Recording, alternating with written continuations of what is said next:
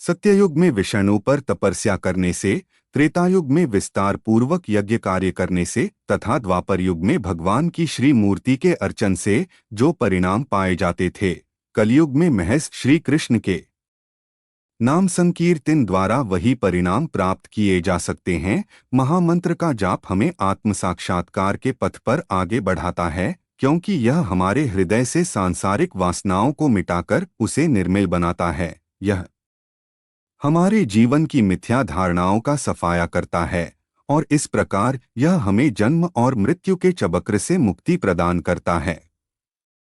श्री चैतन्य महाप्रभु ने एक श्लोक की रचना की है, जहां पर उन्होंने संकीर्तनिया महामंत्र के जाप से प्राप्त होने वाले लाभों को इस प्रकार बताया गया है। कृष्ण का पवित्र नाम हृदय के पेड़ को स्वच्छ बनाता है और जन्म और मृत्यु के सांसारिक जंगल की हेशाग्नि को बुझाता है।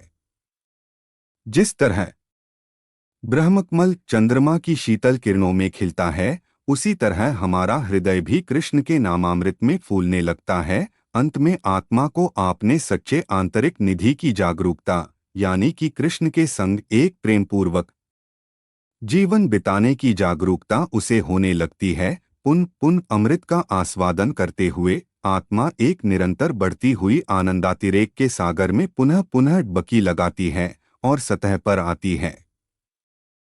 स्वयं के उन सभी पहलुओं को जिनका हम विचार कर सकें, वे सभी पूरे रूप से संतुष्ट एवं शुद्ध हो जाते हैं और अंत में कृष्ण के पवित्र नाम के सर्वमंगल प्रभाव से वे परास्त हो जाते हैं। श्री चैतन्य महाप्रभु ने महामंत्र का कीर्तन एवं जाप करने की शिक्षा दी और साथ ही अचिंत्य भेदाभेद तत्व नामक एक संपूर्ण दार्शनिक प्रणाली की भी इच्छा दी, जिस प्रणाली के अभ्यंतर भारत की सभी अग्रगामी महान दार्शनिक प्रणालियां समा जाती हैं, जैसे कि आदिशंकराचार्य की अद्वैत प्रणाली, विष्णु स्वामी की शुद्धाद्वैत प्रणाली, निम्बाकाचार्य की अद्वैताद्वैत प्रणाली, रामानुजाचार्य की विशिष्टाद्वैत प्रणाली एवं मध्वाचार्य की द्वैत प्रणाली। तत्विकी रूप से अचिंत्य भेदाभेद तत्व परम सत्य की समकालिक भेद एवं अभेद का सिद्धांत है, जिसकी पराकाष्ठा है प्रेम भक्त। इस हिसाब से श्री चैतन्य महाप्रभु ने इस जग में आध्यात्मिक परिपूर्णता को प्राप्त करने का सर्वश्रेष्ठ दर्शन प्रकाशित किया है। महामंत्र के जाप के साथ साथ द्वापर युग में प्रचलित मूर्ति पूजा आज भी लोकप्रिय है। श्री मूर्ति स्वयं श्री कृष्ण का अर्च्य विग्रह प्रतिरूप है, जो साधक के समक्ष विद्यमान रहता ताकि वह उसकी अर्चना कर सके और अपने मन व इंद्रियों को भगवान पर केंद्रित कर सके। जब एक शास्त्रसंत द्वारा अधिकृत अर्च विग्रह उपस्थित होता है तो उसकी पूजा को निजीव एवं अनाधिकृत वो 107 की पूजा समझकर उसका तिरस्कार नहीं करना चाहिए। आज भक्ति योग व अनुसरण करने वाली संस्थाओं में श्री कृष्ण के अर्चविग्रह जैसे कि जगन्नाथ, पश्चतत्व, गौरनिताई, गौरगदाधर, श्री नरसिंह और श्री श्री राधा कृष्ण की अर्चना प्रचलित है। सांसारिक बंधनों, भय एवं क्रोध से मुक्त होकर तथा मेरी चिंतन में निमग्न रहकर अनेक लोगों ने मेरी शरण ली है, तपस्या के ज्ञान से विशुद्ध हुए हैं और इस प्रकार मेरे प्रति दिव्य भाव को प्राप्त कर चुके हैं। जिस भाव से लोग मेरे प्रति आत्मसमर्पण करते हैं, तदनुसार मैं उन्हें प्रतिफल प्रदान करता हूँ। हे पाथे, सब लोग मेरे ही पथ का अनुसरण करते हैं। इस संसार में लौकिक सफलता की कामना करने वाले देवी देवताओं की पूजा करते हैं, क्योंकि मानव समाज में ऐसी पूजा पाठ से सफलता शीघ्र ही प्राप्त हो जाती है। मैंने ही 4 सामाजिक वर्णों की सृष्टि की है, जिन्हें प्राकृतिक गुणों के प्रभावों एवं उनके अनुरूपी कर्मों द्वारा निर्धारित किया जाता है। हालांकि इस व्यवस्था को मैंने ही बनाया है।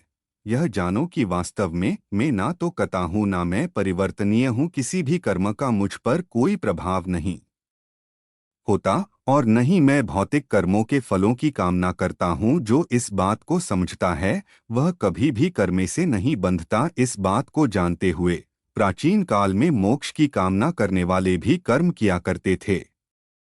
इसलिए तुम्हें भी उसी तरह कर्म के पथ का अनुसरण करना चाहिए, जिस तरह लोग पहले किया करते थे। 10वें श्लोक में भाव शब्द का प्रयोग करके श्री कृष्ण आत्म साक्षात्कार की स्वोच्च अवस्था की ओर संकेत दे रहे हैं। भा प्रगाढ़ अनुराग की एक ऐसी अवस्था है जो परम पवित्र प्रेम की अवस्था के एक कदम पहले आती है।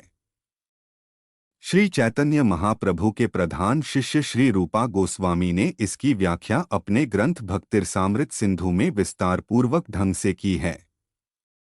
दिव्य प्रेम का विकास श्रद्धा से प्रारंभ होता है। श्रद्धा हमें साधुसंग की ओर ले चलती है। साधुओं की संगत में हम शिक्षा प्राप्त करते हैं, अर्थात के ऐसे उपदेश जो हमें यह बताते हैं कि परम सत्य को कैसे जाना जाए, और क्रमश हम इस प्रक्रिया को आरंभ करने की दीक्षा प्राप्त करते हैं। इसे भजन क्रिया कहते हैं। जब हमारा हृदय सभी कल्मशों से मुक्त होकर निर्मल हो जाता है, तब हम अनर्थ निवृत्ति की अवस्था पर पहुंचते हैं। अनर्थ निवृत्ति के पश्चात लगातार आध्यात्मिक साधना के अनुशासन से हम निष्ठावान बनते हैं, और वहां से हम रुचि की अवस्था प्राप्त करते हैं, जहां पर हम परम सत्य की विशुद्ध मधुरता की अनुभूति का आस्वादन करना प्रारंभ करते हैं। इसने आगे रुचि फिर आसक्तियां परम सत्य के प्रति अत्यंत लगाव की आवस में विकसित होती है। परम सत्य के प्रति यह अत्यंत लगाव क्रमश श्री कृष्ण के प्रति गहरे अनुराग की भावनाएं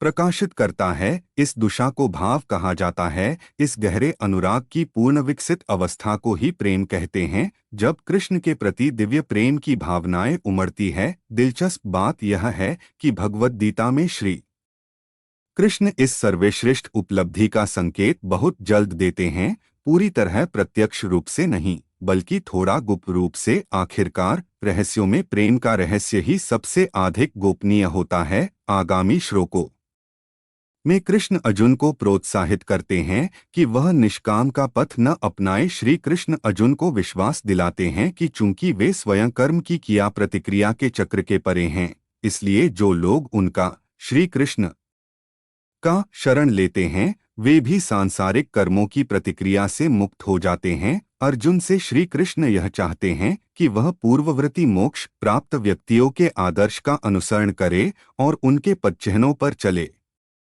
प्राचीन काल में ऐसे बहुत से महान व्यक्ति हुआ करते थे जिन्हें महाजन कहा जाता है, और उन सभी महाजनों ने कृष्ण की छत्रछाया में रहकर ही जन्म और मृत्यु के चक्र से मुक्ति प्राप्त की थी। कृष्ण चाहते हैं कि अर्जुन इन महाजनों का अनुसरण करे। जीवात्माएं जिस प्रकार श्री कृष्ण की शरण में आते हैं, श्री कृष्ण उन्हें तदनुसार ही पुरस्कृत करते हैं। जानते हुए या बिना जाने ब्रिझे सभी श्री कृष्ण को ही खोज रहे हैं। श्री कृष्ण आनंद के सागर हैं और वे ही सृष्टि के सर्वप्रथम कारण हैं।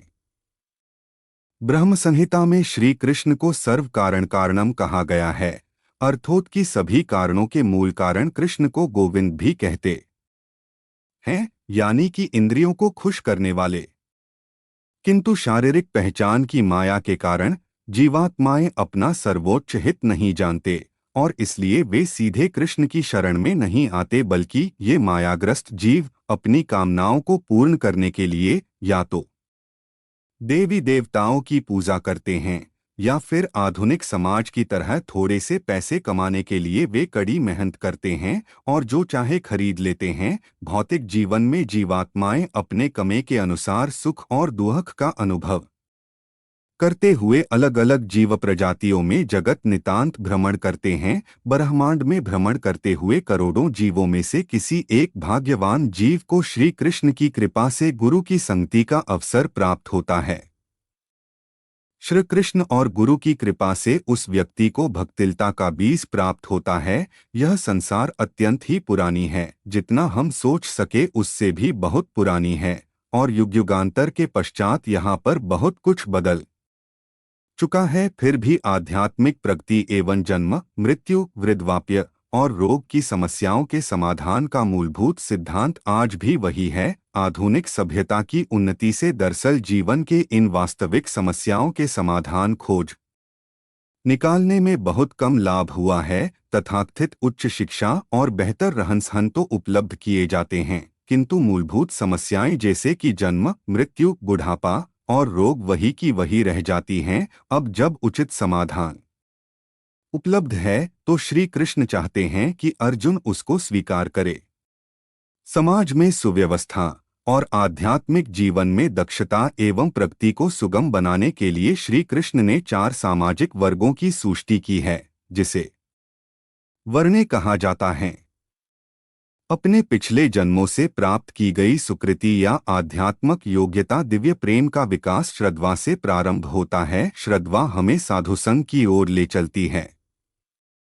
साधुओं की संगत में हम शिक्षा प्राप्त करते हैं, अर्थात के ऐसे उपदेश जो हमें यह बताते हैं कि परम सत्य को कैसे जाना जाए, और क्रमश हम इस प्रक्रिया को आरंभ करने की दीक्षा प्राप्त करते हैं। इसे भजन क्रिया कहते हैं। जब हमारा हृदय सभी कल्मशों से मुक्त होकर निर्मल हो जाता है, तब हम अनर्थे निवृत्ति की अवस्था पर पहुंचते हैं। अनर्थ निवृत्ति के पश्चात लगातार आध्यात्मिक साधना के अनुशासन से हम निष्ठावान बनते हैं, और वहां से हम रुचि की अवस्था प्राप्त करते हैं, जहां पर हम परम सत्य की विशुद्ध मधुरता की अनुभूति का आस्वादन करना प्रारंभ करते हैं। इसने आगे रुचि फिर आसक्ति या परम सत्य के प्रति अत्यंत लगाव की अवस्था में विकसित होती है। परम सत्य के प्रति यह अत्यंत लगाव क्रमश श्री कृष्ण के प्रति गहरे अनुराग की भावनाएं प्रकाशित करता है। इस दशा को भाव कहा जाता है। इस गहरे अनुराग की पूर्ण विकसित अवस्था को ही प्रेम कहते हैं। जब कृष्ण के प्रति दिव्य प्रेम की भावनाएं उमड़ती है, दिलचस्प बात यह है कि भगवद गीता में श्री कृष्ण इस सर्वश्रेष्ठ उपलब्धि का संकेत बहुत जल्द देते हैं, पूरी तरह प्रत्यक्ष रूप से नहीं, बल्कि थोड़ा गुप्त रूप से। आखिरकार रहस्यों में प्रेम का रहस्य ही सबसे अधिक गोपनीय होता है।